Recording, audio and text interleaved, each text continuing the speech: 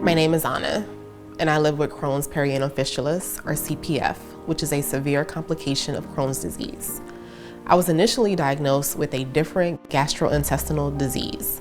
I worked at night, and every morning I rushed home in urgency to go to the bathroom and would be there for hours.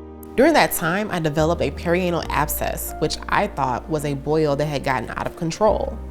The pain started suddenly and became more and more intense, so I went straight to a colorectal surgeon. He told me that based on the severity of my symptoms, I had a perianal fistula. That's when I learned I actually had Crohn's disease. Being diagnosed with Crohn's perianal fistulas was a traumatic experience for me, both physically and mentally. I was working in law enforcement at the time and couldn't take the medication I was prescribed to manage the pain. I felt so worn down. I was also stressed about the possibility of experiencing another fistula. I became hypervigilant of any pain I was feeling because I was scared to go through this experience again. In addition to working 10 hours a day, I was a solo caregiver to my daughter, who was a toddler. I was living in a different state from my family, and I didn't have any help nearby. I was at a point of desperation, and I wanted answers and relief. There's a lot of stigma and silence, often associated with Crohn's perianal fistulas.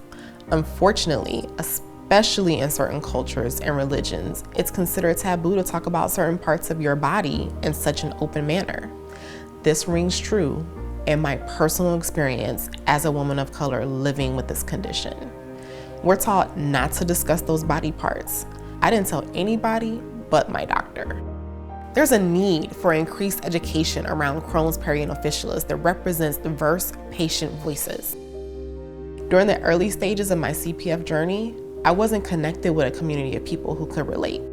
I went a long time suffering in silence. I really only opened up to my friends about CPF within the last 2 years, as I've become more comfortable sharing parts of my story, and I learned I wasn't alone. I wish my first gastroenterologist would have explained what a perianal fistula is and walked me through the options to manage the condition going forward. I recognize that healthcare providers might not want to overload patients with too much information, but it's confusing when you're experiencing symptoms of CPF and haven't been armed with the information you need. In my experience, cultivating a trusted relationship with my doctor and starting that open line of communication was part of my healing, especially in regard to my mental health. The mental health component needs to be talked about, especially since the impact of a fistula can affect all areas of a person's life, including interpersonal relationships. I encourage care teams to be as empathetic as possible and take that part of the experience seriously. This experience can feel like turning off a light in a room and closing the door. People are trying to find their way and they can't. This is where the healthcare provider comes in. Finding my new gastroenterologist made a big difference for me. At my first appointment, she provided me with education about the disease, answered all of my questions, and took the time to address my concerns. I felt like my voice was a little more powerful. I could speak up about what's wrong or what's not right, both in my medical care and in other areas of my life. I took notes all the time.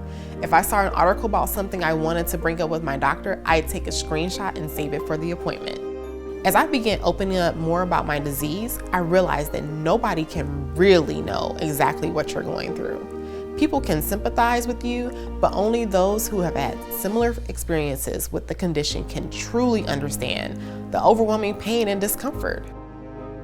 Once I started meeting other people and learning about their journeys, I couldn't stay silent. I almost felt compelled to talk about my own story.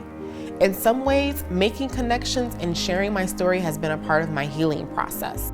By speaking openly about my own experiences, I hope to inspire people to feel more empowered to break the cycle of suffering and silence, and realize that they're not alone in what they're going through before they reach a point of desperation like I did. I remind them that managing health is learned. In my case, I had to learn how to navigate the process of seeking a second opinion, since this was a new concept to me. There might be someone who hears your story and thinks, wow, I'm not alone. This has inspired me to continue sharing my own experiences.